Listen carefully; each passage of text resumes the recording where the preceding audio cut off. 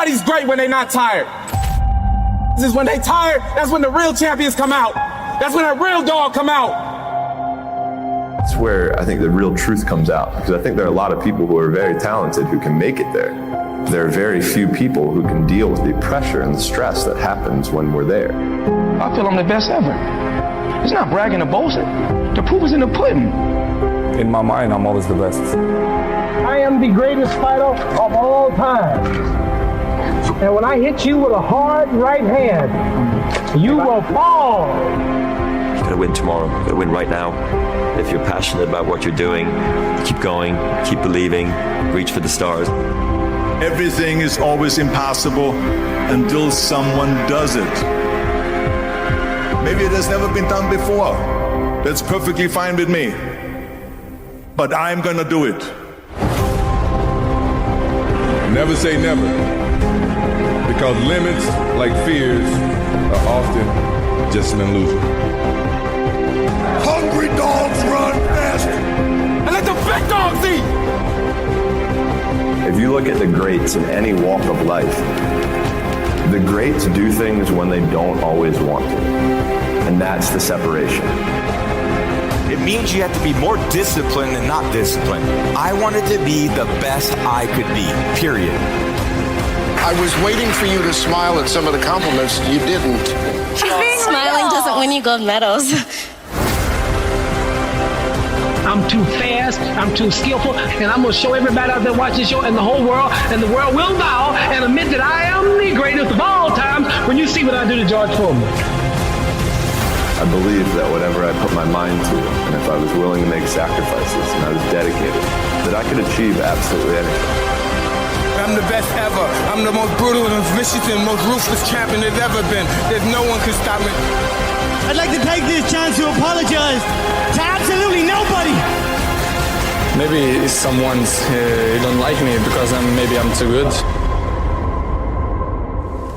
You win some, you lose some.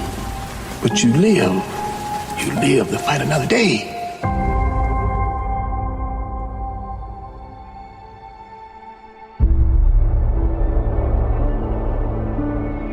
And I've always believed like I'm the Michael Jordan of this industry.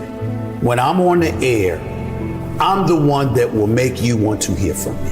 I don't care who I'm on the air with. I don't care who it is. It does not matter to me. By the time I finish speaking, I am the one that you're going to want to listen to. That's my attitude. If this requires 100% and you give me 99, I might want to fire you. Because I'm about getting the job done. Sure. It's about the results. And I think that, unfortunately, when we look at our generation today, not enough people preach about that. Because I think that we live in a society where people have become masters at pointing the finger at other people as to reasons why things don't get done. I think there's too much explanation that goes on. But the bottom line is you ain't getting it done. And if you're not getting it done, I need somebody that can get it done.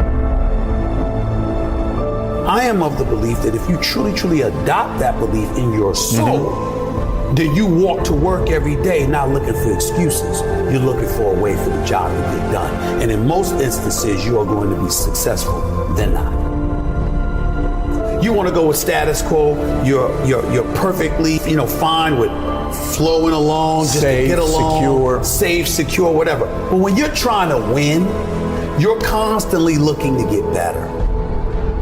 My philosophy is very, very simple when it comes to my family, particularly, me being a dad. If they're hungry, it's because I'm starving. I don't eat until they eat.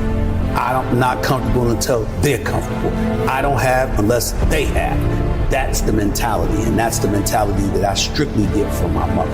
And so for me, having that kind of mentality, well, what comes with that? What comes with that is a certain work ethic that you have to put forth. And it's a willingness to sacrifice. Am I the most disciplined person in the world? No. Am I the most meticulous person in the world, like some people would believe? No, I'm meticulous enough and I'm disciplined enough. But I think the key thing is that the bottom line is everything to me. And whatever the bottom line requires is what I'm going to do. If the bottom line requires an excessive level of discipline, I'm going to do it. But to me, it's whatever the moment or the situation demands. And I'm a bottom lines oriented kind of person.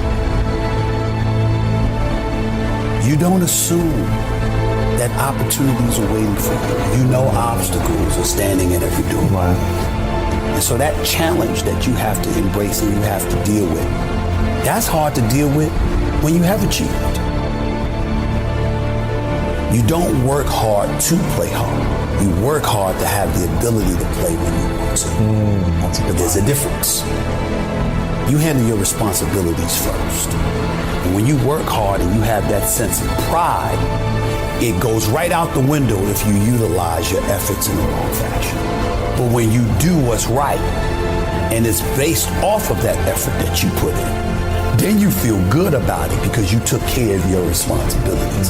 Then you can go play. And I was not always confident. There's no doubt about that. I've always had my insecurities. What I firmly believed in was, as it pertained to me, was that I always worked hard. I was never lazy. I was always somebody that believed in hard work. Betting on yourself is believing in you. Knowing who you are, what you're worth, having an idea about it anyway, and willing to work towards that, to validate that reality. That's betting on yourself. It's your job. And if you can't do it, you scratch, claw, and even die trying.